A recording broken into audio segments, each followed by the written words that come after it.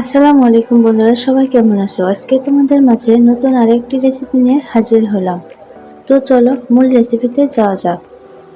প্রথমে একটা বাটিতে একটা আলু, একটা পাকা টমেটো এবং কতগুলো পুঁইশাকের ডগা নিয়ে নিয়েছি। তারপর অন্য আরেকটা বাটিতে মাছের টুকরা নিয়েছি। মাছগুলোকে ভালোভাবে পরিষ্কার করে নেব। তারপর চুলায় একটা কড়াই বসিয়ে দেব। তাতে মাছের তেল দিয়ে তেলটাকে ভালো করে গলিয়ে নেব। তারপর বাটিতে রাখা মাছগুলোকে সামান্য পরিমাণ হলুদের গুঁড়ো এবং একটু লবণ দিয়ে ভালো করে মেখে নেব।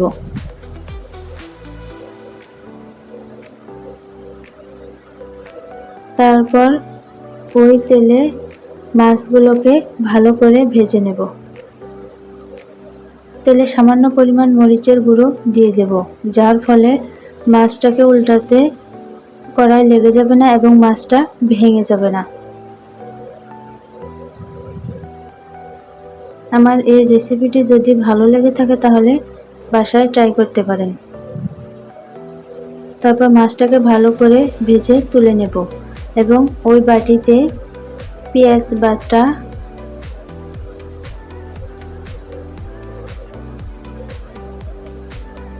আদা রসুন বাটা,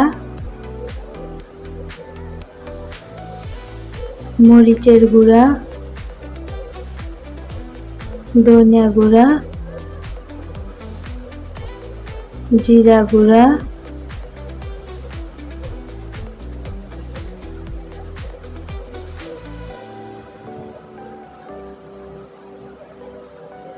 হলুদের গুঁড়া এবং স্বাদমতো লবণ দিয়ে দেব। তারপর ওই তেলে সবগুলো উপকরণ দিয়ে দেব এবং সাথে পরিমাণ মতো পানি দিয়ে সবগুলো উপকরণকে ভালোভাবে কষিয়ে নেব। এরকম নতুন নতুন ভিডিও পেতে চ্যানেলটি সাবস্ক্রাইব করে সাথে থাকুন।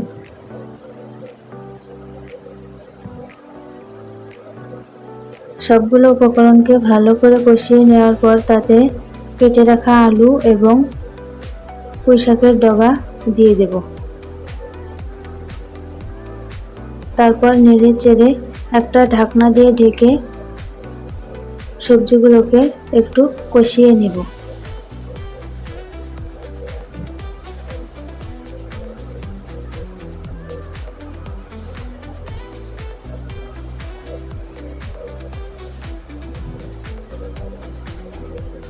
সবজিগুলো কষানোর পর তাতে কেটে রাখা টমেটো কুচি দিয়ে দেব এবং ভালো করে নেড়ে চেড়ে আরেকটু কষিয়ে নেব।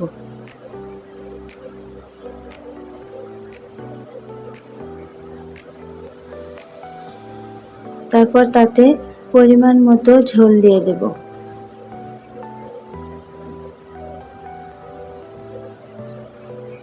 একটু নেড়ে চেড়ে ঢাকনা দিয়ে ঢেকে কিছুক্ষণের জন্য রান্না করে নেব।